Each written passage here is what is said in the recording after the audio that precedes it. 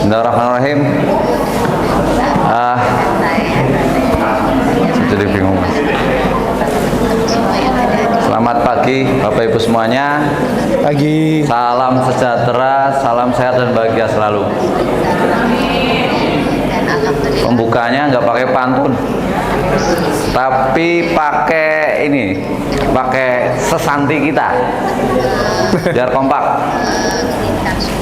BPPT Yogyakarta, giat berkarya, setia menabur ilmu. Oke. Terima kasih. Tepuk tangan. Pertama, kita panjatkan puji syukur kehadirat Allah Tuhan Yang Maha Esa.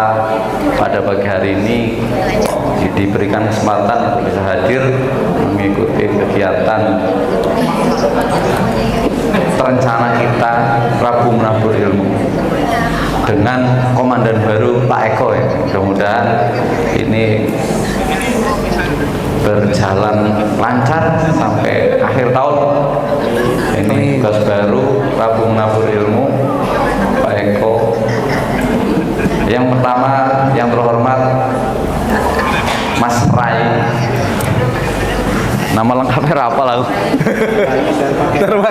Ya, pokoknya Mas Rai lah. Kenalnya Mas Rai ini senior saya di Arsitek masih ada adik, Pak. Indonesia.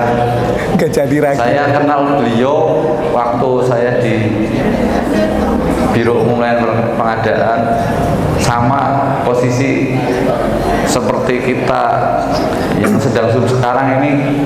Bu Erlin itu rapat Zoom terkait dengan penilaian ombudsman, Bapak Ibu sekalian. Jadi minta besok Bapak Ibu untuk nobar, nonton bareng via Zoom penerimaan penghargaan oleh Bapak Menteri. Kenapa kita yang diminta? Karena kemarin untuk samplingnya, uji petiknya di kita. Jadi selamat Bapak Ibu semuanya terkait dengan pencapaian penilaian dari ombudsman. Nah, jadi cerita nih, saya kenal dengan Pak Rai juga sama. Ternyata beliau senior saya. Beliau itu tim 7 dari Kepala Antri.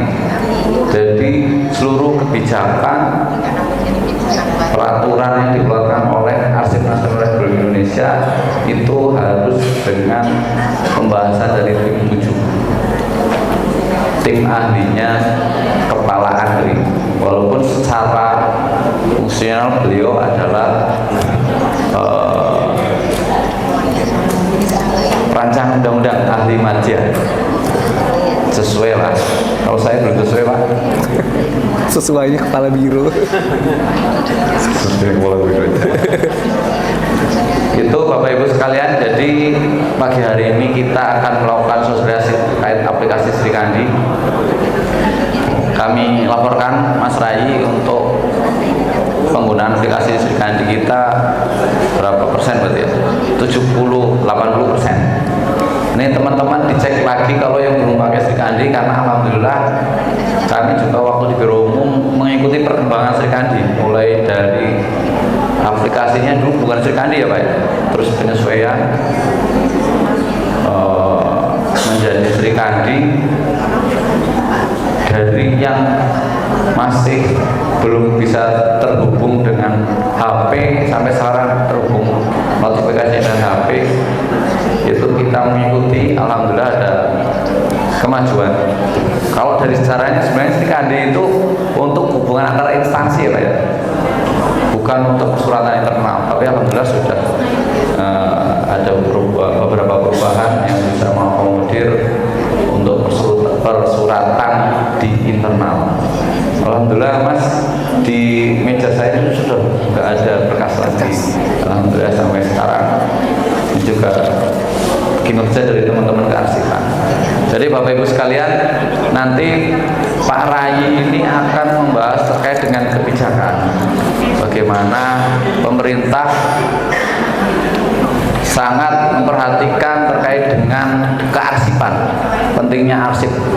Mungkin Bapak Ibu sekalian masih menganggap remeh arsip, Padahal arsip itu yang kita ketahui selama ini dijadikan sebagai dasar kebijakan-kebijakan di masa yang akan datang. Termasuk juga beberapa permasalahan hukum juga menjadikan arsip sebagai rujukan untuk bahan atau alat bukti. Contoh yang lagi viral terkait dengan ijazah presiden itu juga sangat terkait dengan ANRI. Jadi ada beberapa kebijakan-kebijakan terkait kearsipan, ketentuan terkait dengan arsip apa yang harus diserahkan ke arsip nasional yang terkait dengan arsip statis namanya, terkait dengan arsip presiden dan lain-lain. Itu sudah ada aturannya, nanti dikupas sedikit oleh Mas Rai. Jadi kita untuk bisa lebih memperhatikan terkait dengan kearsipan. Nah, terkait dengan kebijakan SPBE, ANRI juga tidak ketinggalan untuk melakukan transformasi dari arsip yang konvensional menjadi arsip digital. Ini munculnya aplikasi Sri Kandi. Ini juga saya lihat walaupun sampai ke staff ada yang aktif untuk updating terkait aplikasi Sri Kandi. Terima kasih Bapak Ibu yang sudah ngintip aplikasi Sri Kandi di HP. Jadi sekarang sudah sangat mudah, tidak harus membuka laptop, komputer, bisa dengan HP. Mungkin itu Bapak Ibu sekalian, nanti dari sisi kebijakan Pak Raya akan membicarakan terkait dengan kearsipan. Bahkan beliau sampai sekarang masih mengawal seluruh kebijakan kearsipan kementerian lembaga yang menyusun kearsipan tata naskah. Beliau juga Mas Ferdi yang menyusun seluruh kebijakan peraturan kearsipan di Kementerian Transmigrasi juga beliau ikut mengawal.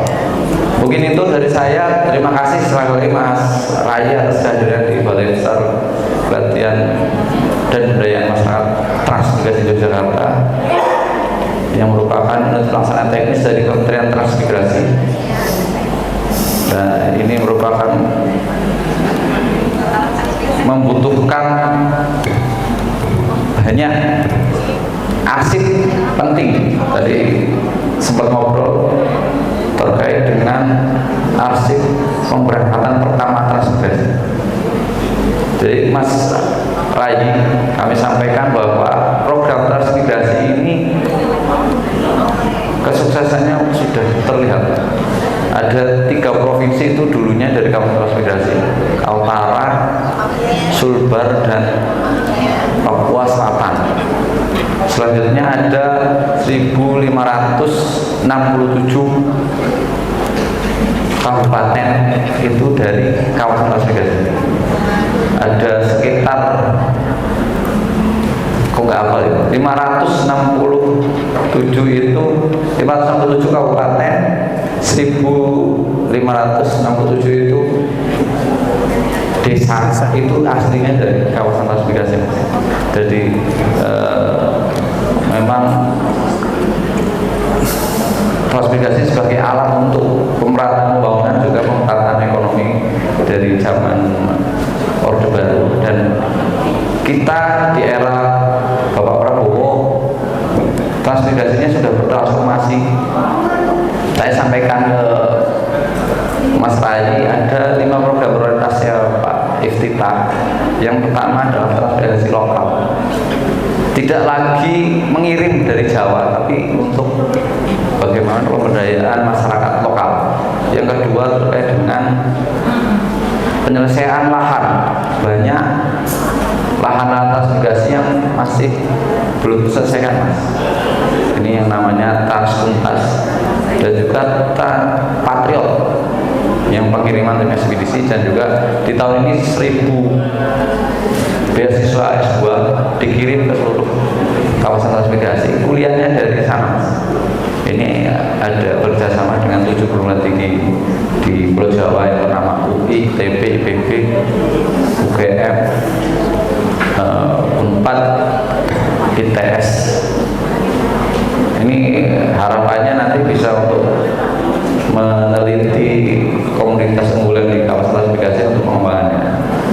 Selanjutnya ada Trans Karya Nusa, itu bagaimana penciptaan lapangan pekerjaan di kawasan. Dan juga Trans Gotong Royong, bagaimana melibatkan seluruh stakeholder untuk pembangunan. Jadi konsep transmigrasi sudah bertransformasi, tidak hanya memindahkan orang, tapi bagaimana menciptakan pertumbuhan ekonomi di kawasan transmigrasi. Intinya itu, jadi ada perubahan paradigma sekarang dengan kebijakan Menteri Transmigrasi. Mudah-mudahan ada gambaran dan juga mungkin bisa disusun puzzle-nya mulai dari sejarah transmigrasi yang lama dan sekarang transmigrasi yang baru. Nah, ini pentingnya arsip di situ Bapak Ibu sekalian, bagaimana arsip dari zaman transmigrasi awal sampai ke transmigrasi yang sekarang transformasi itu seperti apa, harus ada puzzle-nya, harus tersusun dengan rapi untuk menjadi khasanah arsip negara. Mungkin itu dari saya. Terakhir, terima kasih kepada Mas Rai atas kehadirannya sekali lagi. Mudah-mudahan memberikan manfaat untuk Bapak Ibu sekalian. Ini Bapak Ibu sekalian ini padahal yang saya wajibkan hanya staf, tapi semuanya. Jadi Mas Rai keliling ke belakang, kok kebunnya bisa rapi, ada yang ngurus, ini semuanya ikut semua. Ada driver, ada security juga ikut. Ada teman-teman magang juga. Ada teman magang kita 20 orang. Oke, sesuai dengan bidangnya.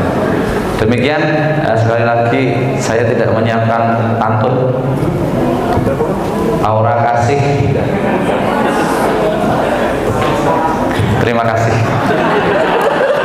Assalamualaikum warahmatullahi wabarakatuh. Bismillahirrahmanirrahim. Assalamualaikum warahmatullahi wabarakatuh. Terima kasih kepada Mas Freddy selaku pembawa acara yang telah memberikan waktu dan tempat sehingga session untuk pemaparan dan diskusi ini dapat segera dimulai. Selamat pagi, salam sehat Pak narasumber Bapak Rai Darmanagara, dan juga yang kami hormati Bapak Tunggak Santoso yang telah berinisiatif untuk memberikan sosialisasi kepada seluruh pegawai pada kegiatan Rabu Menabur Ilmu edisi 28 Januari 2026. Yang kami hormati pula Bapak dan Ibu jajaran struktural, ada Bapak Cahyono, Kabak TU, kemudian Ibu Galuh, Kasubag RPP, dan juga Ibu Ina, Kasubag Umum yang telah memberikan support yang luar biasa sehingga kegiatan ini dapat terlaksana. Kemudian Bapak dan Ibu hadirin sekalian, jajaran fungsional PSM Madya Muda dan Pertama, para senior yang ada di meja sebelah kanan, kemudian Bapak dan Ibu pelaksana dan juga jabatan fungsional lainnya yang sudah hadir pada kesempatan pagi menjelang siang hari ini. Sebelum kita memasuki edisi pemaparan, kami bacakan dulu secara singkat biodata dari Bapak narasumber kita, yaitu Bapak Rai Darmanagara SHMH. Beliau menyelesaikan pendidikan sarjana hukumnya di Universitas Jenderal Sudirman Purwokerto tahun 2004. Kemudian S2 beliau hukum di Universitas Krishna Dwipayana Jakarta tahun 2016. Kemudian pendidikan dan pelatihan yang pernah beliau ikuti, saya bacakan secara singkat, ada Diklat Dasar-Dasar Kearsipan, Diklat Fungsional Arsiparis Ahli, Diklat TOT Kearsipan, Diklat Legislatif Drafter di Jimmy School tahun 2014, kemudian Diklat Perancangan Peraturan Tingkat Ahli, BPSDM Kumham, Diklat Electronic Record Management. Kemudian beliau dapat dihubungi di email darmagara@gmail.com. Jabatan terakhir adalah perancang peraturan perundang-undangan ahli madya. Pengalaman beliau selain pernah menjabat dosen ya Bapak ya, juga ya pengajar di STIA LAN.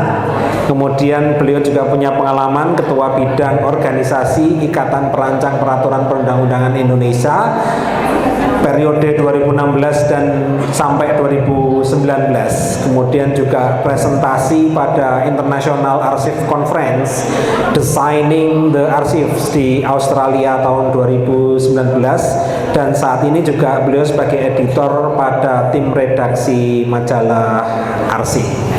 Baik, untuk selanjutnya kita akan menyimak dan akan mendengarkan paparan mengenai penerapan aplikasi Sri Kandi yang sudah sampai pada versi yang ketiga.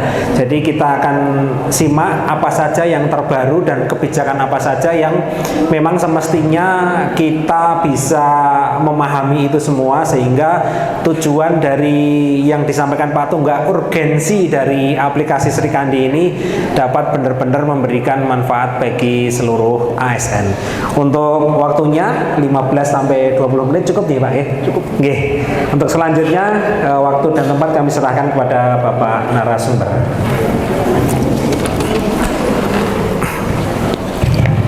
Mohon izin Pak. Nggih. Monggo. Bapak dan Ibu sudah menghadiri. Mohon salam di Kota Sleman. Iya. Kakak.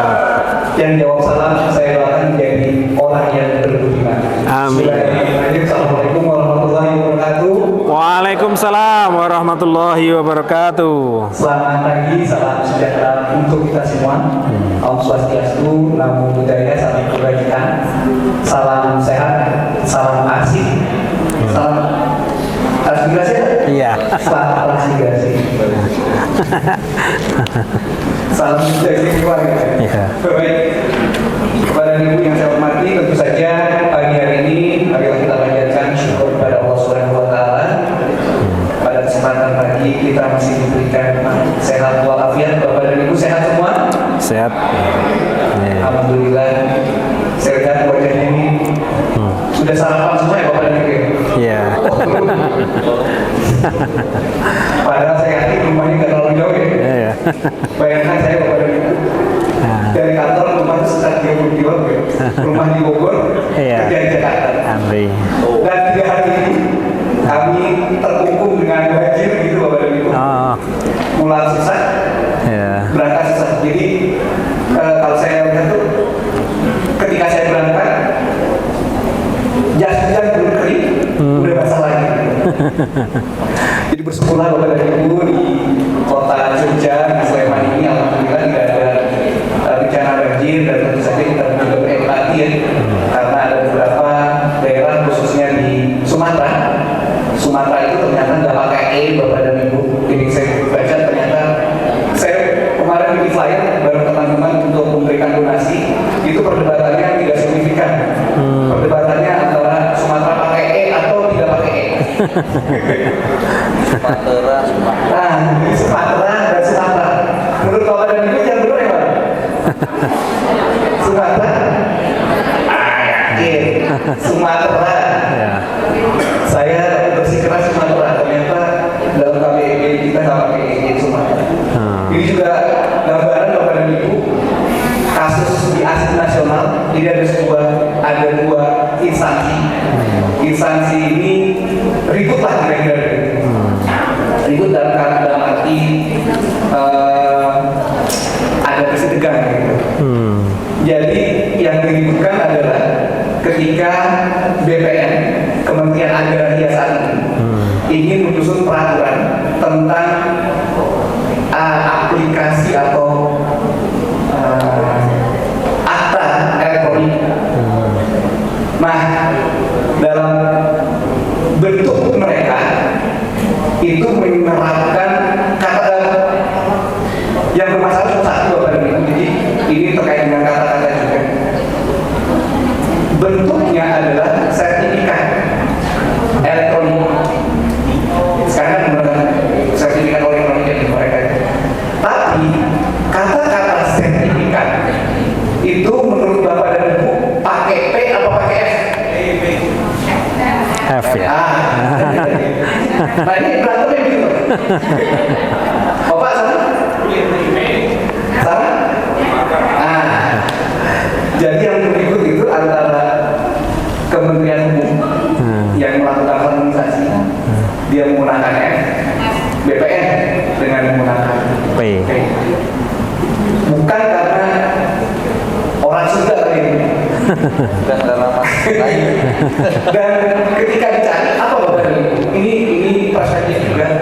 Jadi yang dicari adalah ternyata PP tahun 64 peraturan pemerintah tentang turunan dari undang-undang PA. Dan aslinya untungnya itu masih ada di ANRI, sudah ada di ANRI dan sudah disahkan. Jadi ketika kita buka itu PP, saya lupa PP-nya Bapak dan Ibu, yang tertera ternyata P. P. Jadi gak jadi berantem gara-gara P sama F.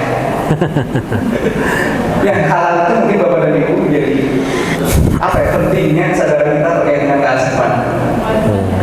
Lalu yang kedua, Bapak dan Ibu, saya ingin menyampaikan bahwa kami memberikan apresiasi kepada kementerian dan lembaga yang telah menerapkan Serikandi ini. Kadang-kadang ada kementerian dan lembaga Bapak dan Ibu, walaupun dalam Perpres SPBE itu boleh menggunakan aplikasi sejenis, tetapi sebetulnya pada kenyataannya ketika aplikasi Serikandi belum ditetapkan. Nah ini ada beberapa ya memang menetapkan, tetapi setelah aplikasi sejenis ditetapkan. Karena dia sudah menetapkan, sudah ada bisnis proses internal, mereka mengeluh. Apa yang mengeluhnya Bapak Ibu? Ternyata mengeluhnya dia tidak bisa berkomunikasi dengan instansi lain.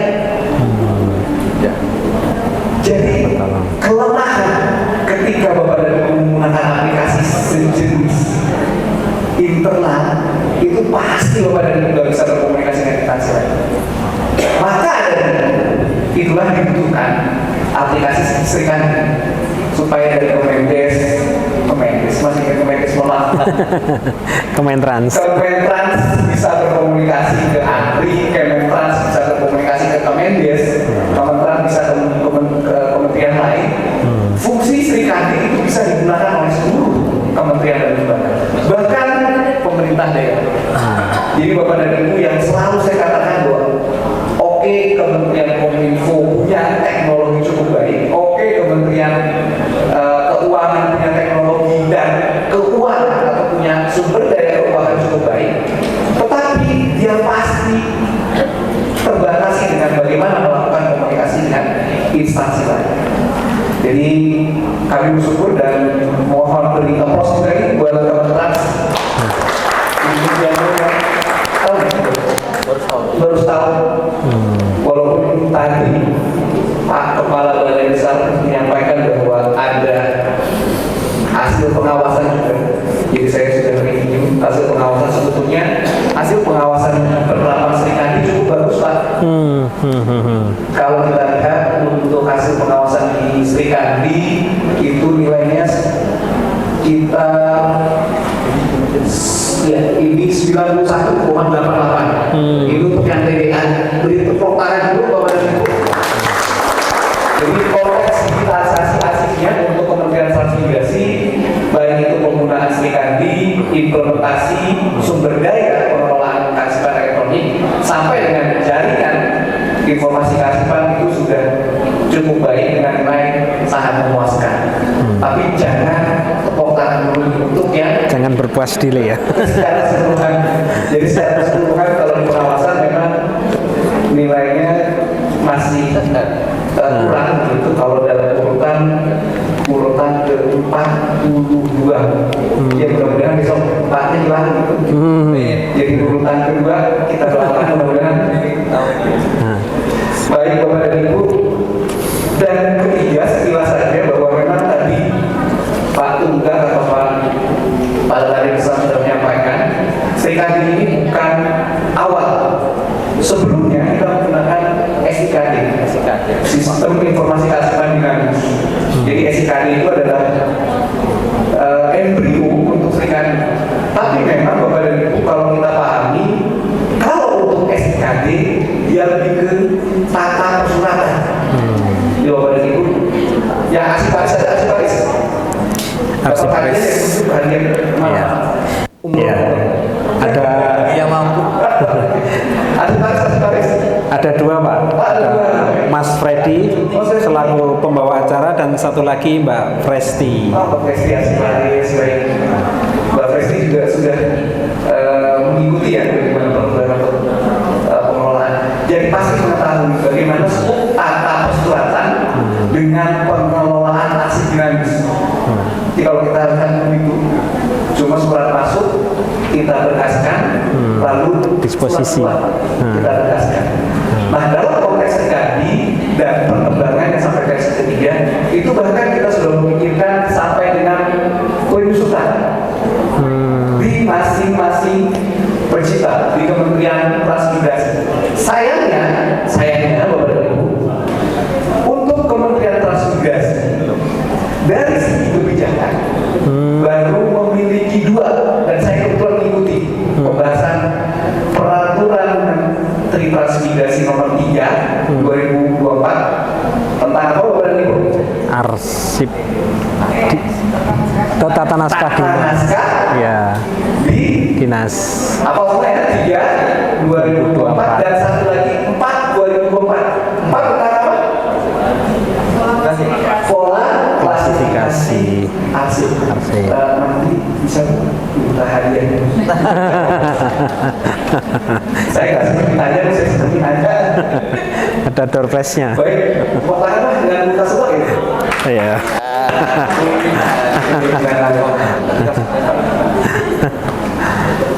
Baik, Bapak dan Ibu, ada dua kebijakan yang baru ditetapkan.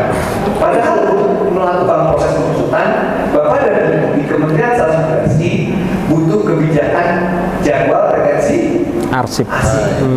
Betul. Jadi kira-kira itu yang perlu untuk segera ditetapkan, ditambah dengan sebetulnya ada klasifikasi keamanan dan akses arsip dinamis. Baik Bapak dan Ibu, kita mulai tadi baru prolog saja Bapak dan Ibu. Dari 3 poin pokok itu yang ingin kami sampaikan atau yang ingin Anda sampaikan bahwa penggunaan serikandi sudah cukup baik, nilainya sudah cukup baik juga untuk Kementerian Transmigrasi. Lalu yang kedua kebijakan, jadi mungkin Pak Kepala Balai Besar ini harus menjadi Kepala Biro Umum untuk menyelesaikan beberapa kebijakan-kebijakan kearsipan. Betul Bapak dan Ibu, saya waktu itu dengan Pak Tunggal, Pak Danton, Pak Bito itu menyusun kebijakan SE nomor 3 tahun 2022. Jadi ada kebijakan tentang tertib arsip dan sejarah desa. Nah ini agak menarik Bapak dan Ibu, karena sebetulnya arsip yang perlu dipertanggungjawabkan atau arsip dalam kegiatan akuntabilitas itu lebih pada arsip untuk di desa adalah penyelenggaraan pemerintahan desa. Nah kita waktu itu sudah berpikir untuk merangkul Kementerian Dalam Negeri, tapi ternyata Pak Tunggal jadi Pak Kepala Balai Besar untuk sekarang malah mereka dekati kita lagi. Padahal dulu kita ajak nolak. Jadi dulu tuh baik itu pemerintah desa, baik itu masyarakat desa dalam konteks SDGs, desa itu mau kita susun. Bahkan ada portalnya Pak, beberapa portal untuk daerah desa itu sudah berisi. Mereka bisa mengisi sejarah desanya seperti apa, mengisi tentang kepala desanya, kebijakan desanya. Jadi kami ingin mengajak bahwa arsip itu bukan pada tataran dalam pelaksanaan pemerintahan saja. Bapak dan Ibu punya arsip pribadi? Iya. Bagaimana? Punya arsip pribadi. Arsip pribadi ada? Yang punya KTP? Iya. KTP ada semua ya? KTP, SIM, KK. Apa nikah? Surat nikah yang punya 2 Pak? Iya. Surat nikah punya 2 enggak? Satu semua ya Pak? Surat nikah. 2 atau 3 Pak? Iya. Bagi laki-laki. Nah, dalam konteks penyelamatan arsip pribadi itu pun penting Pak. Jadi kita selalu bicara bahwa tugas dan fungsi kita sebagai penyelenggara negara, tetapi ternyata arsip kita di rumah itu juga menjadi aset yang penting untuk kita selamatkan. Ya, kita lanjut ke Sri Kandi, Bapak dan Ibu. Setelah itu bisa lanjut. Baik. Ya, ke bawah. Nah, baik. Bapak dan Ibu, perkenalkan saya Lagi dan Manggala.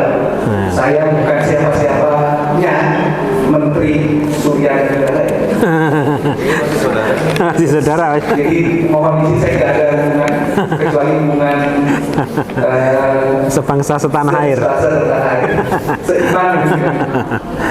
Lalu saya juga tadi sampaikan aset nasional memang sebagai perancang peraturan perundang-undangan Bapak dan Ibu. Jadi izin mungkin terkait dengan sharing session kita lebih ke arah kebijakan, dan kami juga ingin mereview beberapa kebijakan khususnya dalam konteks penyelenggaraan keasiatan.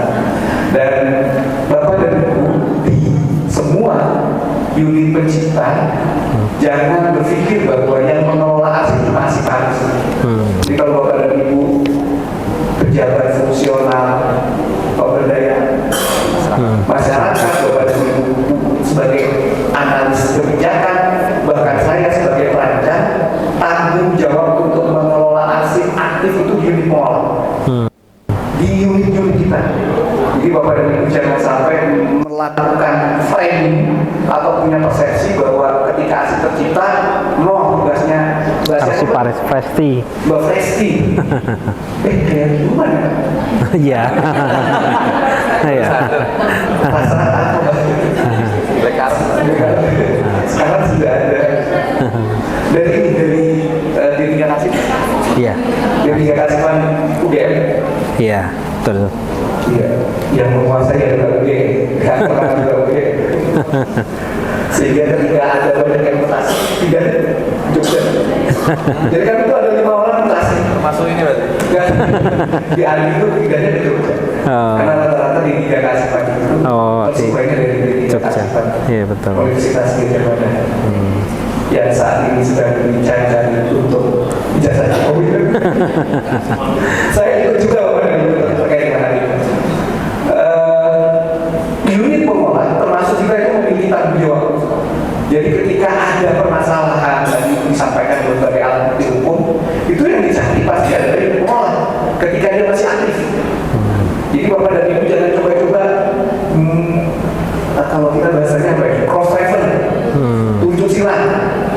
Ingat semua unit pengolah itu di biro fasilitatif, di bagian substantif. Di sini saya lihat ada bagian RPP, ya, RPP umum, ada jabatan fungsional. Nah, di semua ini itu memiliki tanggung jawab untuk melakukan proses pengolahan hasil.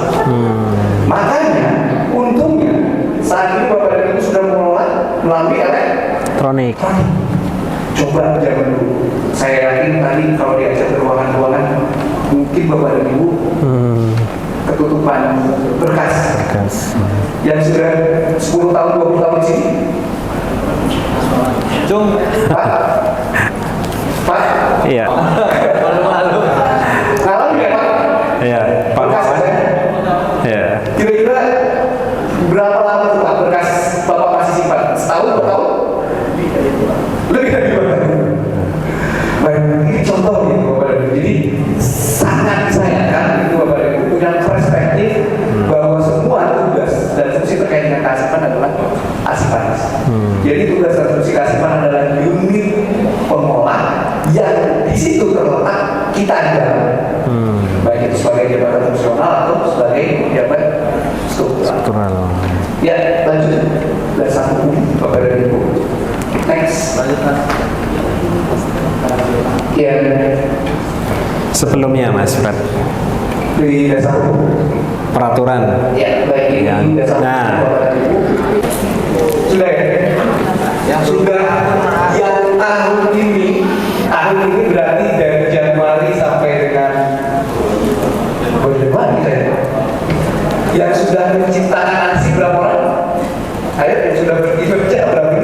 Bikin nota dinas, bikin walaupun yang approve pimpinan, sudah banyak? Sudah lebih dari 5? Lebih dari 10? Boleh. Banyak program ini. Baik kita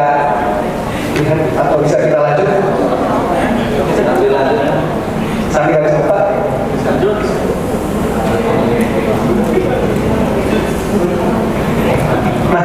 kalau Bapak dan Ibu sudah punya akun, tentu proses bagaimana melakukan atau menggunakannya sudah pernah ada juga ya. Berarti ya sudah pernah ada sosialisasinya penggunaan. Atau abis ini nanti ya? Lain. Oh, saya keren. Udah siap laptop main. Oh, siap. Berikutnya Next dulu aja. kita akhiri dulu. Nah, next. Ya, Bapak dan Ibu, ini kalau bisa kelihatan ke sana. Ini saya. Agak coba. Kayaknya lebih enak di sini, lebih tenang. Oke, saya duduk sini.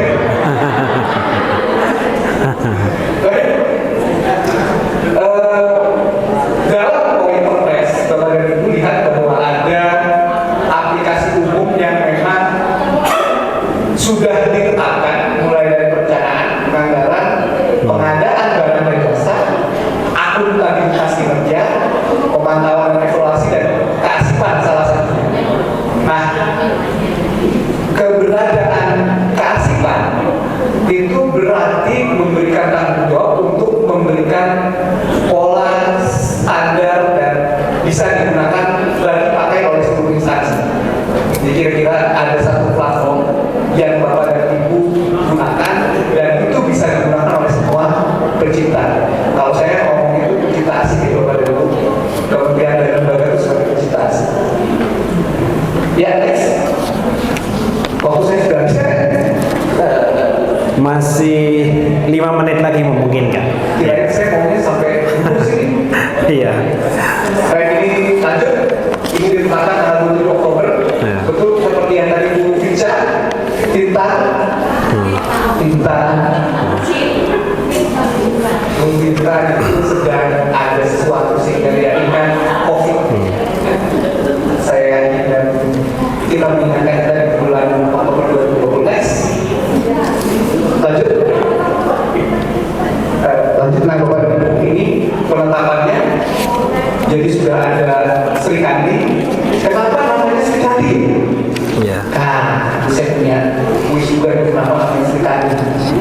Yang bisa jawab, bisa. Boleh pulang. Oh, boleh pulang. Kayak sekolah. Ya.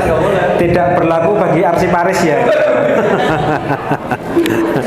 Kenapa namanya Sri Kandi Bapak dan Ibu? Jadi saya sedikit review bahwa proses penamaan ini sebetulnya ada sipati. Kita sebelum Sri Kandi itu ada sipati, sistem informasi keasipan melalui teknologi informasi dan komunikasi. Lalu SKD, sistem informasi keasipan dinamis yang orang melakukan. Jadi Bapak dan Ibu ini ada menarik. Menurut pendapat saya, sekali lagi saya ikutin aja. Menurut pendapat saya, ada diskusi si KD itu terlalu ke Krisdayanti. Si KD kan? Si KD. Iya. Si KD. Beneran ini diskusi internal kami. Si KD terlalu Krisdayanti. Jadi itu aja ketawa. Jadi dicari lah yang lebih umum. Dan menurut pendapat saya ini kenapa si KD? Karena pada saat musuh dia ke belakang dulu. Menurut pendapat saya ada ulas serikat. Ada ulas serikat. Ada ulas serikat kan ya? Iya, ada. Benar tadi saya tuh. Iya, ada. Ada ulas serikat. Jadi justru penamaan serikat itu menurut pendapat saya itu terinspirasi oleh balai.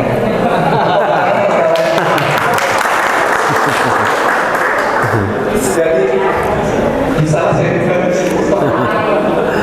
jadi sekarang itu sebetulnya cuma cocokologi aja sih Bapak dan Ibu.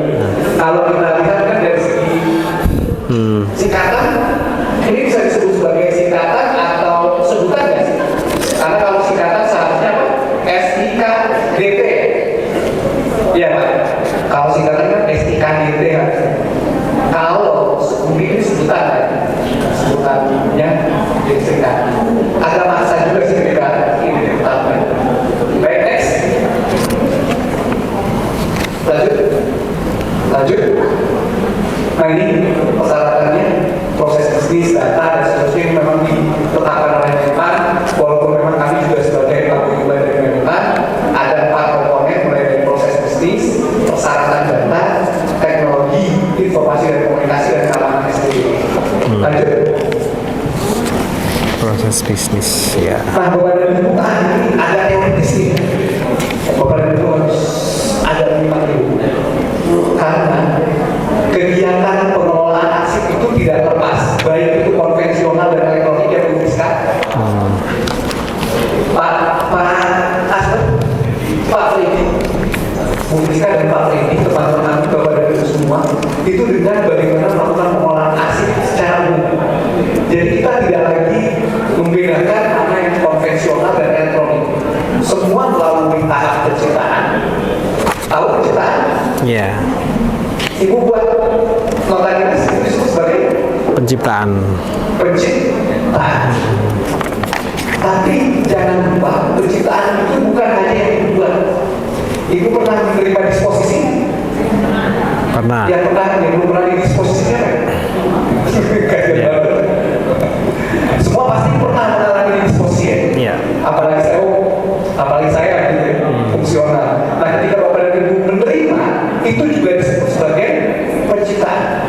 Jadi ingat Bapak dan Ibu, pembuatan itu atau penciptaan itu melalui 2 proses, baik itu pembuatan dan lalu yang kedua penggunaan. Nah saya tidak tahu di balai itu ada PPID turun nangka. Belum ada PPI. Oh, belum ada ya? Ya, belum ada. Biasanya masyarakat yang ingin mengakses itu pasti melalui akses penggunaan. Jadi siapa sih yang boleh lihat? Nah ini memang kalau saya lihat ada satu komponen yaitu klasifikasi keamanan yang belum ditetapkan. Lalu pemeliharaan. Bapak dan Ibu pernah memelihara enggak, ini jangan memelihara terus di belakang deh. Apa? Ayam ya Pak? Budidaya ya? Tapi saya lihat ada sampingnya juga di sana. Sebelah mana ya? Oh, masih di sini? Kalau tadi saya sampai ke ayam saja.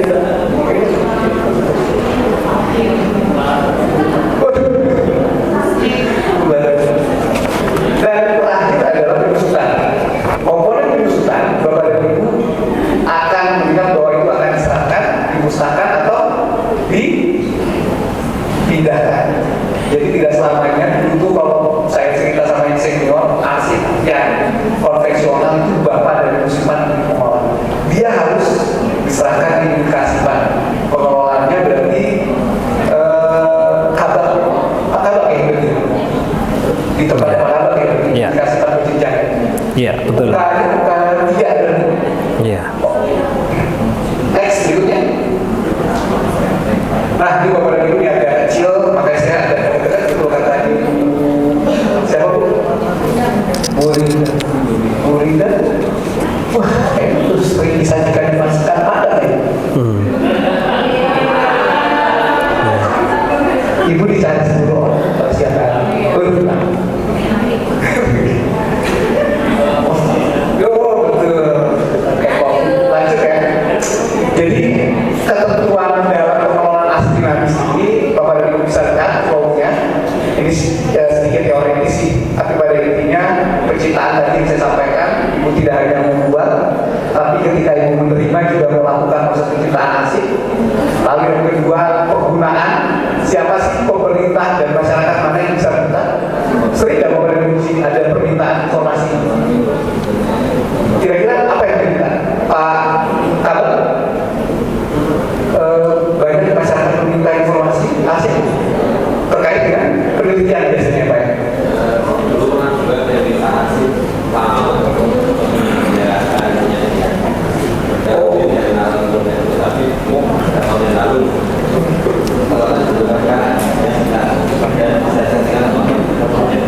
Oh, 30 menit. Wah,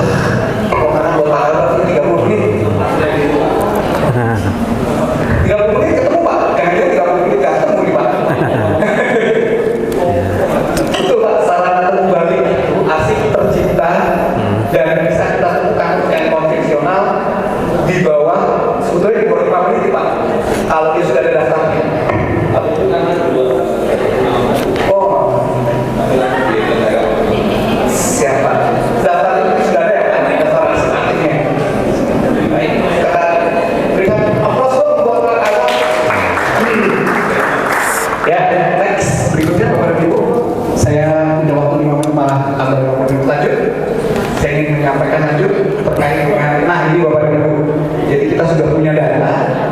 Kira-kira instansi pusat itu penerapan rata-rata sudah semua Bapak Ibu. Walaupun ada beberapa yang tadi kami sampaikan, dia masih menggunakan aplikasinya sendiri. Bapak Ibu pernah dengar Simaya? Ya. Pernah dengar Sinadi? Pernah dengar aplikasi apa lagi? Simaya, Sinadi, Sumatra.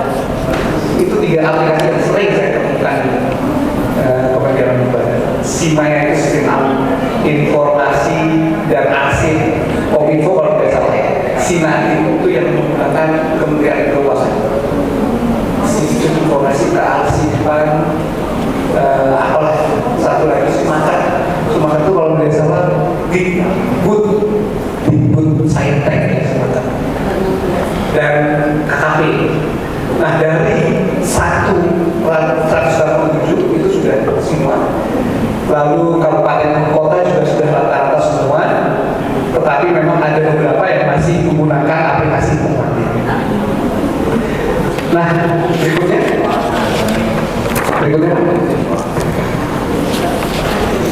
Nah Bapak dan Ibu, dari data Desember 2025 kita semua sudah menciptakan naskah itu ini gimana tadi? 171 juta. 398.543 rupiah. 543 itu betul ya? Iya. Jadi kira-kira kita sudah menghasilkan data atau transaksi sampai dengan September November itu ada penambahan 8,5 juta, jadi sekitar 180-an, 179 juta. Baik, berikutnya. Nah, Bapak dan Ibu, manfaatnya nih, tentu Bapak dan Ibu, pertama tidak perlu print. Ini ada nggak yang kebiasaan udah pakai TTE tapi di print juga? Aduh, saya kasih hadiah nih, aku jujur. Bapak, saking nggak percaya sama TTE di print juga. Ada? Gimana Pak? Kenapa? Keyakinan saya sudah keluar. Aduh, biar kasih. Justru TTE itu, jadi Bapak dan Ibu ketika kita menciptakan arsip dengan elektronik, sebetulnya ketika di print dalam bahasa kearsipan, justru yang di print itulah yang sifatnya kopi. Ini dia tercipta langsung melalui aplikasi. Kalau Bapak dan Ibu pasti akan download. Jadi selayaknya sebelumnya Bapak dan Ibu. Next berikutnya. Ya ini tadi data. Oh ini Bapak dan Ibu. Jadi ada dampak ekonomi ketika kita menggunakan arsip melalui konvensional dengan kita menggunakan serikandi. Kira-kira kalau dari segi penghematan biaya penciptaan, jadi sekarang kalau Bapak dan Ibu mungkin sudah jarang melihat kertas. Masih ada printer di ruangan masih ada. Ya ini kayaknya habis di TTE ini kayaknya sudah jarang. Kira-kira ini ada sekitar 579 apa ya miliar di sekitar 3 triliun Bapak Ibu penghematan dampak ekonominya. Yang kedua adalah penyimpanan. Itu kalau kertas kan Bapak Ibu harus kemudian record centernya bagus. Saya belum lihat nanti kayaknya pengawasan saya ke Kementerian Sosialisasi lagi. Siap, silahkan. Ya, kali Pak di belakang Pak. Ya. Uji petik, tapi rata-rata sekarang kita online. Penghematan biaya pengiriman. Bapak Ibu kita sering saya sering tuh CPNS kita saya pokoknya fotokopi masuk di amplop kirim ke Tiki kalau nggak JNE. Nah ini sekarang dengan Tiki, JNE, kantor pos lagi.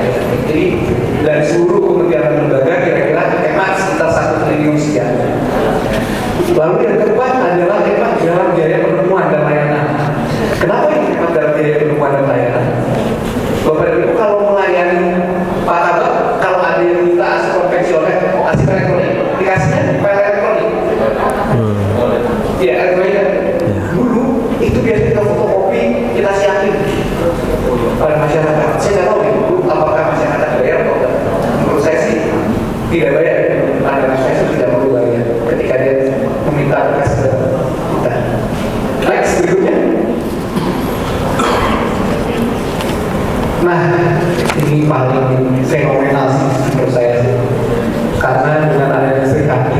bayangkan bahwa dari itu kita bisa menyelamatkan 22.511 pohon karena jumlah asid elektronik diserikani selama 4 tahun itu setara dengan 22.511 pohon apabila diciptakan dalam bentuk kertas.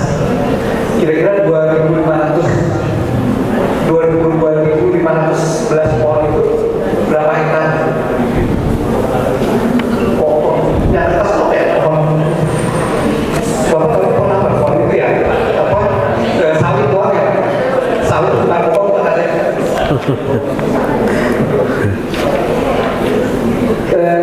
Yang di fungsional pemberdayaan masyarakat juga menghitung luasan lokasi transmigrasi. Sudah ya? Lebih ke masyarakatnya. Jadi memang tidak bisa ya menghitung 22.500. Tadi kalau Bapak maksudnya ada bayang 22.511 itu berapa hektar?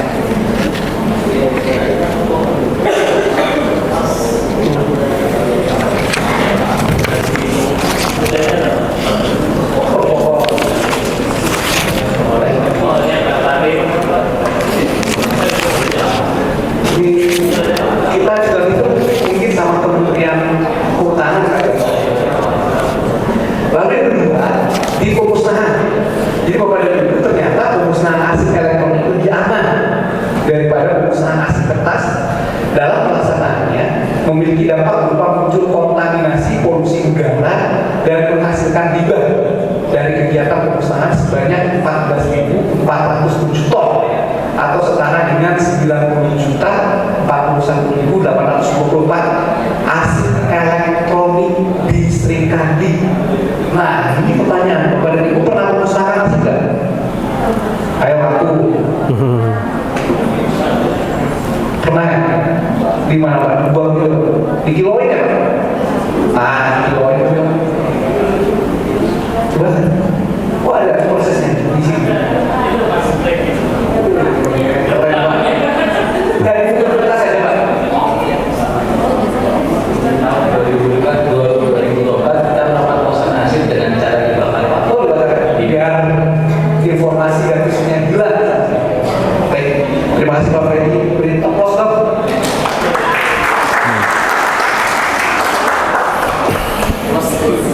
Next, berikutnya Bapak dan Ibu. Baik, ini beberapa nih.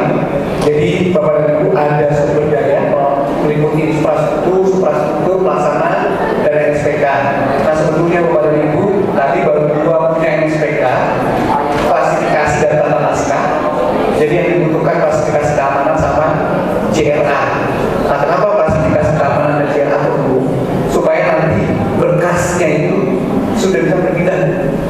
Jadi ketika aktifnya berapa tahun, nasib akhirnya musnah atau sebetulnya bisa kita lihat listrikan ini nanti dipraktek Bafres Kafi Kopi bukan kopi masih teh kira-kira fresh kopi dengan fresh dan Ibu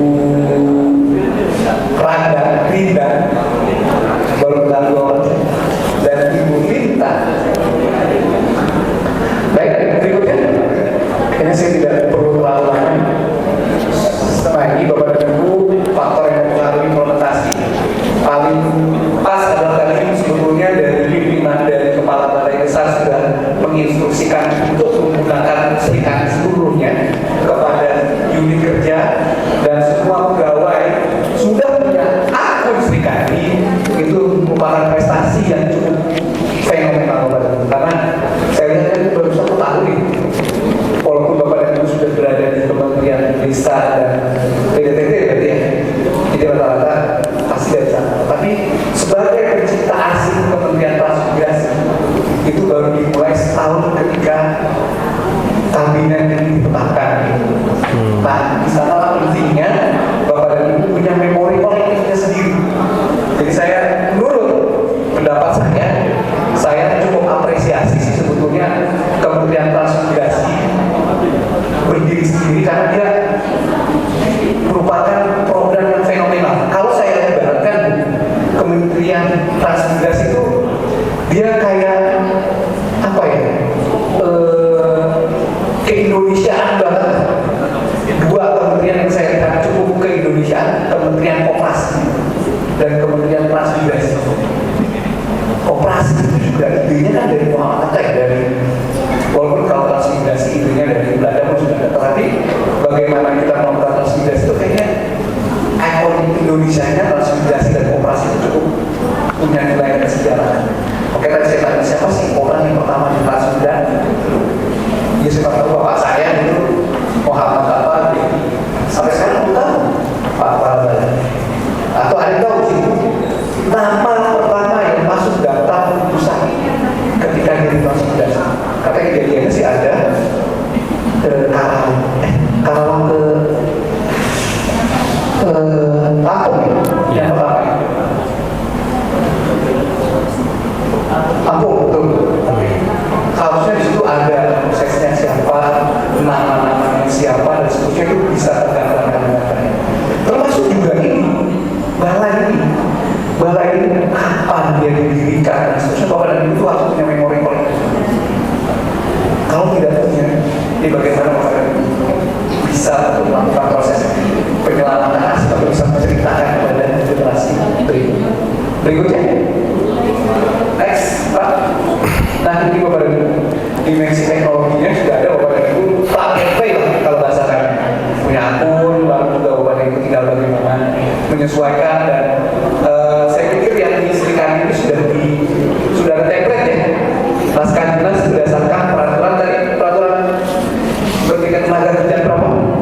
Tata naskah dinas. Ibu masih kan? Nomor 3 tahun 2024. Next Bapak dan Ibu, ini peran aplikasi cukup saya pikir lanjut. Baik, ini layanan kartu Bapak dan Ibu bisa komunikasi. Next, ini bagian yang paling terkait. Lanjut. Terima kasih. Saya Bapak dan Ibu seperti itu yang ingin saya sampaikan. Saya mohon maaf apabila ada hal yang kurang berkenan, khususnya kepada Ibu Ica, Bu Indah, Pesti, dan seterusnya dari Bapak dan Ibu. Dan saya bisa mengenal Bapak dan Ibu semua pada kesempatan lain. Saya kembalikan kepada moderator. Saya tutup. Bila taufiq wal hidayah. Wassalamualaikum warahmatullahi wabarakatuh. Waalaikumsalam warahmatullahi wabarakatuh. Baik, terima kasih atas pemaparannya yang cukup interaktif dengan audiens. Dan selanjutnya kita masih ada kurang lebih 10 menit untuk diskusi dan tanya jawab. Memang aplikasi Sri Kandi ini salah satu bentuk dari sistem pemerintahan berbasis elektronik. Karena saya sendiri ketika kuliah itu menemukan 3 syarat SPBE itu minimal dia menvirtualisasi, kemudian mengautomasi dan mengkolaborasi. Nah, 3 hal inilah yang sudah ada dalam Sri Kandi. Nah, oleh karena itu mungkin teman-teman yang ada di sini ada pertanyaan dan diskusi. Sebelum pertanyaan nanti akan diawali Mas Freddy ya mungkin ya. Jadi, oh gitu. Jadi kita punya 2 arsiparis ini helpdesk berjalan, Pak. Jadi kalau ada yang lupa password mesti nanyanya kepada kepada adminnya ini. Oke. Dan satu lagi tadi yang saya tangkap dari pemaparan ini bahwa siapa yang mengelola arsip itu ternyata berada di unit masing-masing. Sehingga misalnya saya itu satu tim dengan penggerak swadaya masyarakat, ya berarti Bu Dida juga punya tugas untuk mendelegasikan siapa yang akan mengelola kearsipan di bidang PSM. Begitu juga dengan subak subak yang lainnya, ada subak RPP, ada subak umum, itu juga dia punya petugas sendiri yang bisa untuk mengelola arsip, sehingga tidak semuanya langsung tertuju kepada Mas Freddy dan Mbak Fresti gitu ya. Jadi 2F di kantor kita ini adalah pawangnya arsip gitu. Baik, kita buka diskusi, mungkin satu pertanyaan langsung kita jawab karena kita waktunya sangat terbatas. Nanti jam 11 sudah ada agenda yang lainnya. Silakan kalau ada angkat tangannya. Baik, belum ada. Kalau belum ada mungkin saya wakili satu pertanyaan dari saya. Oke. Atau saya tanya ya? Saya nanya nih. Iya. Kalau saya nanya bisa jawab, boleh keluar dari luar ini. Baik. Iya, jadi gini Pak, tadi seperti yang disampaikan bahwa pada tahun 2022 ya, yang PDN kita kena hack, jadi kita down. Nah itu mungkin saya ada pertanyaan bahwa ketika terjadi sesuatu yang menyebabkan sistem itu gagal bekerja, adakah SOP tertentu yang memang sudah dibakukan sehingga proses administrasi itu bisa tetap jalan, sehingga kita tidak bergantungan dengan aplikasi Sri Kandi ini. Karena saya dulu ketika kuliah juga pernah mendapatkan materi kuliah itu adanya BCM, Business Continue Management, sehingga punya skenario apabila sebuah perusahaan itu dia kebakaran. Nah, proses bisnis seperti apa yang bisa digunakan untuk tetap jalan. Nah, mungkin untuk mengawali pertanyaan satu itu, sembari menunggu yang lain apabila ada pertanyaan lebih lanjut. Monggo Pak narasumber. Ya, baik, terima kasih Pak Moderator. Jadi Bapak dan Ibu, betul sekali terkait dengan PDN kita sekitar tahun 2022 ya.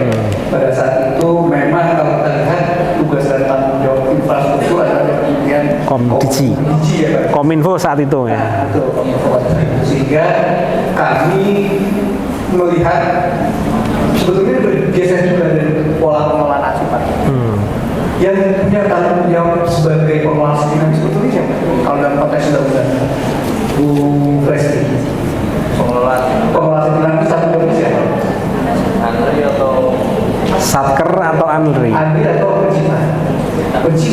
Pencipta. Oh. Tetapi ketika dia diciptakan di sistem aplikasi Sri Kandi, itu kan berarti Andri bergeser. Karena aplikasi yang diciptakan kami dan penyimpanan berkas itu berada di sana, sehingga tanggung jawab pengelola Sri Kandi termasuk pada penciptaan itu menjadi tanggung jawabnya Andri berdasarkan aplikasi Sri Kandi. Nah di tahun 2022 kami juga sempat mendiskusikan sebetulnya kita punya aplikasi mirroring pada saat itu. Tetapi ternyata aplikasi mirroring itu tidak, setelah nanti selesai PDN bagus lagi, itu tidak bisa terkonek atau tidak bisa otomatis. Apa sih bahasanya, tidak bisa otomatis koneksi dengan aplikasi Sri Kandi yang existing. Sehingga di 2022 kita mengeluarkan, saya lupa bentuk kebijakan, surat edaran atau surat resmi kepada Kementerian dan Lembaga. Jadi ketika dia down, itu kita ada dua opsi, kembali ke konvensional. Iya. Jadi proses bisnisnya akhirnya SOP-nya dikembalikan ke konvensional. Tapi setelah dia kembali ke konvensional, ketika nanti dia aktif lagi, maka berkas-berkas itu dilakukan proses alih media untuk kembali istimewa. Atau jika Kementerian dan Lembaga memilih aplikasi sejenis yang juga digunakan sebelumnya, itu bisa menggunakan aplikasi itu. Tinggal nanti selesai integrasi memakai. Jadi tinggal nanti diintegrasikan dengan Sri Kandi ketika dia sudah bisa akses kembali. Nah yang jadi masalah itu di penomoran. Iya betul. Bagaimana kita bisa membedakan penomoran konvensional dengan penomoran elektronik, dan bahkan ketika kita menciptakan aset ini sampai nomor berapa sih? Betul ya. Jangan-jangan ketika kita bikin konvensional nomor 100, 200 sudah keluar. Nah akhirnya kita memberikan optional, biasanya di kebijakan tata naskah dinas masing-masing, ketika aplikasi bisa digunakan, maka ada penanda bahwa dia ditetapkan melalui konvensional. Kalau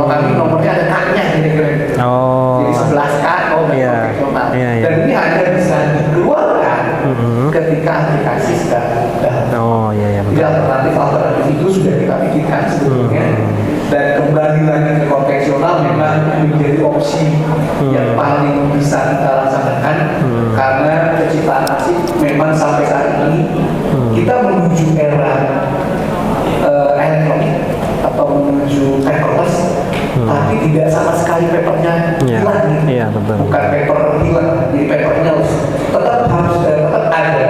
Digitalisasi memang tercipta melalui paper atau melalui kertas.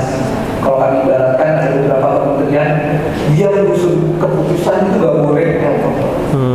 Kenapa nggak boleh elektronik? Itu tidak ada, dia harus konvensional. Walaupun sekarang keputusan kan sudah bisa TTE, Iya, betul. bahkan peraturan sudah bisa TTE. Nah, contohnya kepada Ibu, mohon maaf, menurut pendapat saya, sampai sekarang kalau kita lihat undang-undang, harusnya presiden punya TTE. Iya. Masih. Sampai sekarang presiden kalau undang-undang itu masih. Kemarin Jokowi dulu atau sekarang Pak Luhut masih Si konvensional. masih konvensional. Iya. Jadi kalau boleh scannernya. Iya. Nah itu yang membedakan kepada Ibu. Jadi jangan sekali-kali scanner tanda tangan Bapak dan dimasukkan ke nota dinas itu disebut arsip elektronik. Iya. Bukan, karena tanda tangan itu cuma tanda tangan elektronik dan tanda tangan basah. Iya. Tanda tangan scanner itu adalah tanda tangan tangan. Saya walaupun Yang dipakai. Iya. kita juga sering. Iya. Jadi mohon untuk tidak digunakan. Jadi kalau memang tidak bisa menggunakan TTE, lebih baik print konvensional yang menggunakan Iya. Baik. tinta. Ya, berarti jawabannya tadi bisa saya tangkap bahwa skenario-skenario apabila terjadi PDN yang down atau sistem tidak gagal bekerja, itu kodifikasi itu bisa diserahkan sendiri ke satkernya masing-masing atau instansinya masing-masing. Oh ya, betul. Dengan parameter yang tadi saya sampaikan. Ya.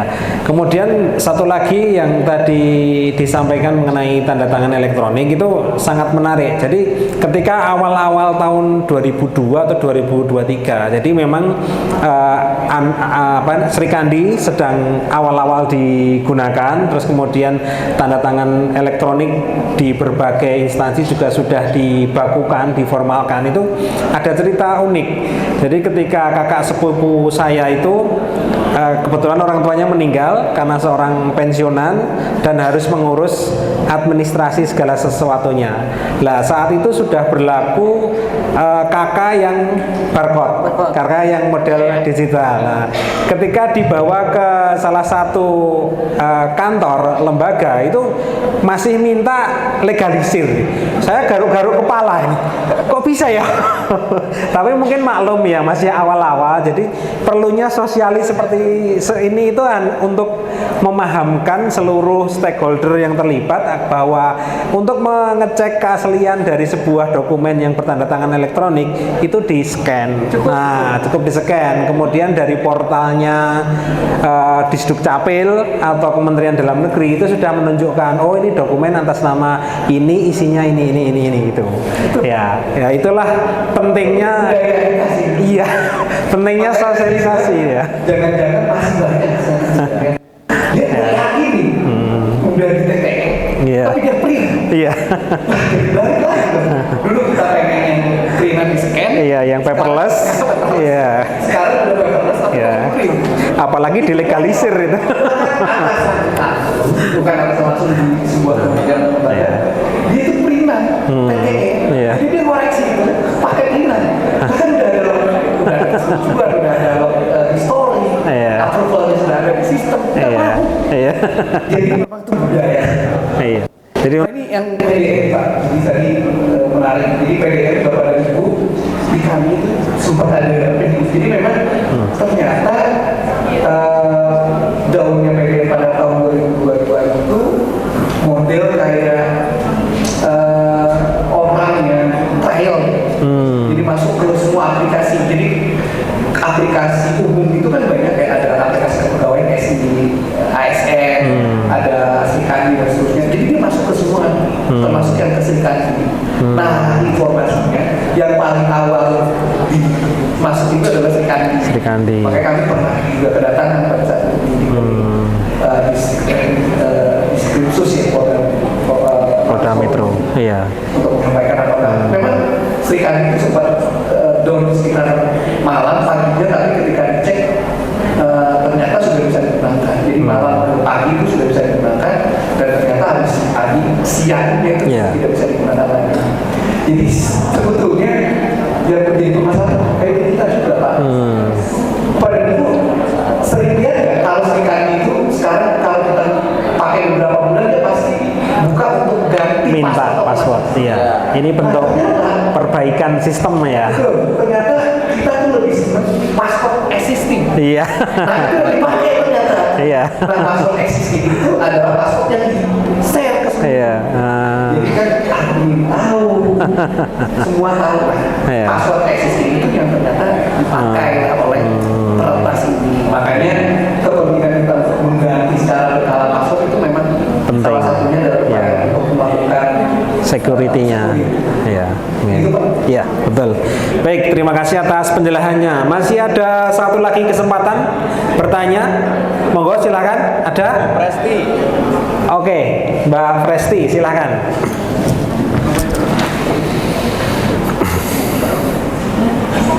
Ya, kebetulan karena temanya arsiparis ini, dua arsiparis kita libatkan dalam kegiatan ini. Yang satu MC, yang satu teknis. lagi berubah pemeta. Silakan Mbak Presti. Terima kasih Pak. Kami mau bertanya, sebenarnya kan kalau dengan aplikasi Sri ini kan fleksibel ya Pak, bisa diakses di mana aja. Nah ini permasalahannya ketika ada surat yang urgent, terus kemudian Bapak Kepala baru dinas atau di hari libur, apakah diperbolehkan secara kebijakan hukum ada tangan di hari libur ataupun ketika Bapak sedang dinas untuk PDI ini Bapak? Baik. Terima kasih. Oke. Terima kasih. Ya, ini memang fenomena yang sangat terjadi di hampir seluruh satker ya, Pak. Monggo, silahkan, Pak. Ya, baik, terima kasih Bu Pres. Ini memang sering terjadi bagaimana batasan untuk menetapkan atau menandatangani sebuah naskah dinas. Karena penandatanganan naskah dinas itu kan otentik dan realitasnya berdasarkan pada kata naskah dinas. Termasuk di dalamnya adalah siapa yang telah menandatangani, kapan yang melakukan proses penandatanganan. Nah, untuk menjawab ini saya sebetulnya kembalikan kepada regulasi masing-masing. Kenapa saya kembalikan kepada regulasi masing-masing? Ada beberapa kementerian dan lembaga yang memang dia juga fungsinya tidak berhenti.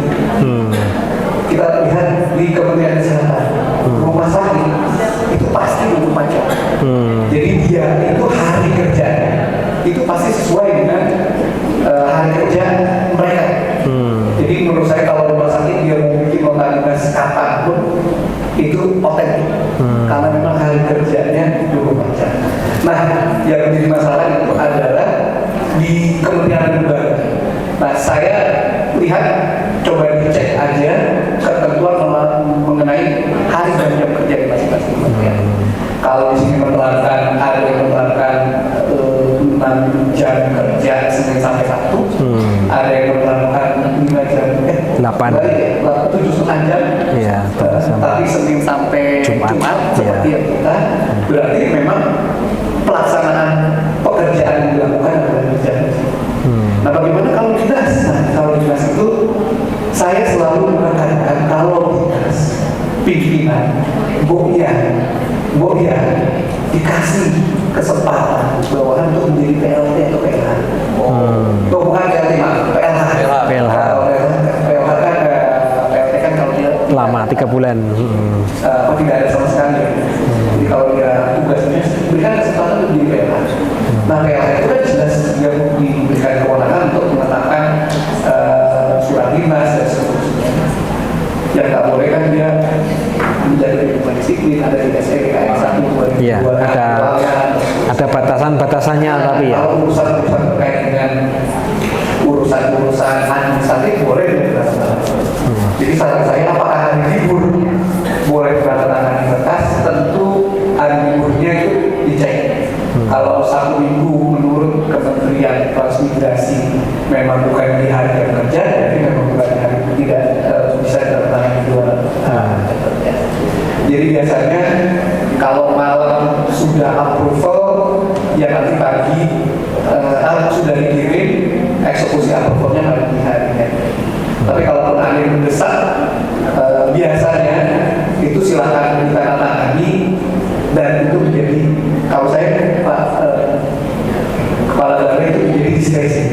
Misalnya dia menteri atau Pak Kepala Balai sendiri mau menandatangani hari Minggu karena memang sudah tidak ada lagi pejabat, sudah tidak ada lagi yang artinya kemendesakan itu ada. Silakan kita diskresi. Kalau itu juga diatur dalam undang-undang administrasi pemerintahan, tetapi selama itu masih bisa dilakukan Senin sampai Jumat karena jam kerja, lebih baik digunakan di Senin sampai Jumat. Dan bagi pejabat yang cuti, tugas luar, DL, yang sebagai pembelajaran sih menurut saya untuk diberikan pembelajaran baik di bawahan atau dari samping untuk menjadikan PLH ya masyarakat. Baik, dari mohon maaf, mungkin tidak secara utuh saya menjawab pertanyaan itu bisa atau tidak, tetapi pada intinya semua bisa dilakukan sesuai dengan perspektif dan jalan apa yang mau kita tempuh. Tapi pada intinya semua berkas itu dengan menggunakan STK itu bisa ditandatangani kapanpun dan dimanapun. Kira-kira mau di Indonesia, mau di luar negeri, mau hari Minggu, hari Senin, dan Selasa itu bisa. apalagi sekarang sudah ada yang berbasis Android ya, smartphone-nya. Betul. Yang smartphone sudah. Sudah. Smartphone sudah, tapi yang iOS belum ya katanya. iOS-nya belum. Belum. Yang iPhone belum. Iya. Terima kasih. Baik, itulah sesi diskusi kita yang sudah terbatasi karena waktu. Gimana? Satu lagi. Oh ya, ini kayaknya sepertinya urgent. Baik, setengah menit ya. Silakan, monggo. Izin Pak Rai bertanya, mungkin ini sedikit teknis ya Pak. Freddy. Silakan Pak Freddy. Ya. Silakan Mas Freddy. Apakah memungkinkan Pak untuk pengikutan jenis naskah dinas dan kode klasifikasi arsip di Sikandi itu levelnya level admin satker Pak? Apakah memungkinkan Pak? Ya, terima kasih. Ya. Admin Satker. Seperti Mas Freddy yang mengeksekusi gitu ya. Kalau sementara ini kan yang bisa mengikut hanya level admin kementerian. Nah, kalau kita butuh segera itu apakah kita bisa ikut melalui admin satker? Mungkin dan sampai level ke UK3. Ya, baik, terima kasih Pak Freddy. Pada intinya untuk melakukan pemberkasan berarti apa ya? Pengikutan jenis naskah Pak sama pengikutan kode klasifikasi naskah dinas.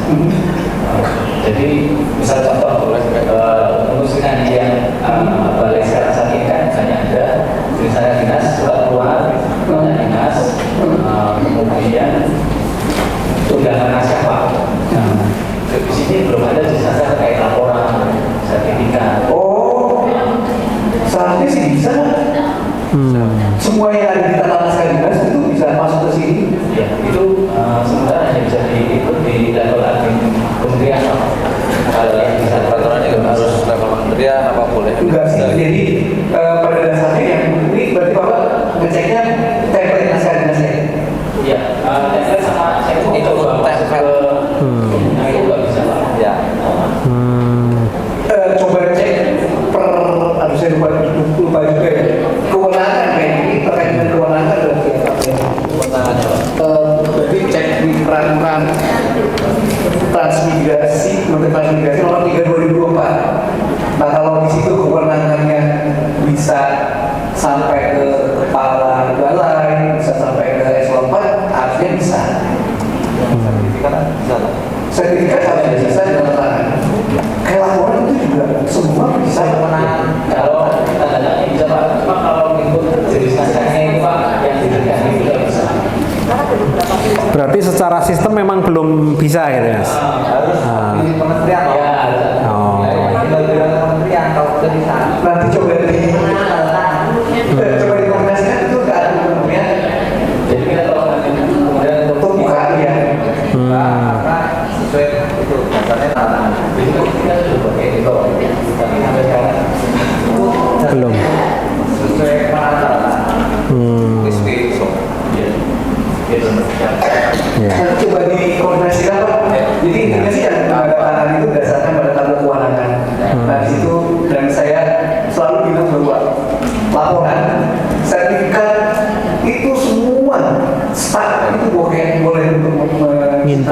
Iya. Harusnya dibuka. Karena kita pasti bikin telaah, bikin laporan. Jadi kalau pejabat struktural kan banyak tuh. Masa kita nggak dari bagi dua ruangan, kira-kira gitu kan. Laporan dan telaah staf Pak. Jadi saya kira laporan telaah staf itu dan Bisa. kita sebagai fungsional Terbuka. fungsional umum harusnya bisa Bisa. kita rekam Pak. Ya. Iya. Baik, menarik sekali ya jika seorang arsiparis. Jadi pertanyaan seputar teknis maupun seputar kebijakan akan selalu banyak menarik untuk didiskusikan. Mungkin kegiatan ini akan di-upload di YouTube kita dan mungkin akan diakses oleh para arsiparis di berbagai kementerian lembaga. Baik, untuk menutup sesi diskusi kita pada siang hari ini, mungkin perlu satu kalimat penutup sebagai closing statement bagi para ASN dalam penggunaan aplikasi Sri Kandi ini. Monggo silakan Bapak. Ya baik, satu kalimat penutup. Iya. Hidup BP apa nih? BPPNT. Iya. Dan selamat untuk mengaplikasikan Sri Kandi. Baik. Terima kasih, tepuk tangan, beri applause untuk narasumber kita pada siang hari ini. Baik, itulah diskusi kita pada kegiatan Rabu Penabur Ilmu edisi 28 Januari 2026. Bapak dan Ibu, harapannya dipersilahkan ketika membawa laptop itu adalah untuk masuk ke akunnya masing-masing, kemudian mengeksplor naskah-naskah yang sudah masuk ke akun Bapak Ibu maupun untuk mengecek surat-surat keluar yang sudah di-input atau yang sudah diajukan di Sri Kandi. Karena apabila lama tidak dibuka, itu nanti Mas Freddy akan sibuk karena sebagai help desk yang berjalan akan banyak menerima pertanyaan password dan usernya. Baik, itulah siang hari ini kita sudah banyak mendapatkan informasi. Oleh karena itu, sesi pemaparan dan diskon ini saya tutup dengan mengucap alhamdulillahirabbil alamin. Terima kasih atas perhatian, atensi dan banyak pertanyaan-pertanyaan dan diskusinya. Saya akhiri dengan assalamualaikum warahmatullahi wabarakatuh. Selanjutnya saya kembalikan kepada pembawa acara.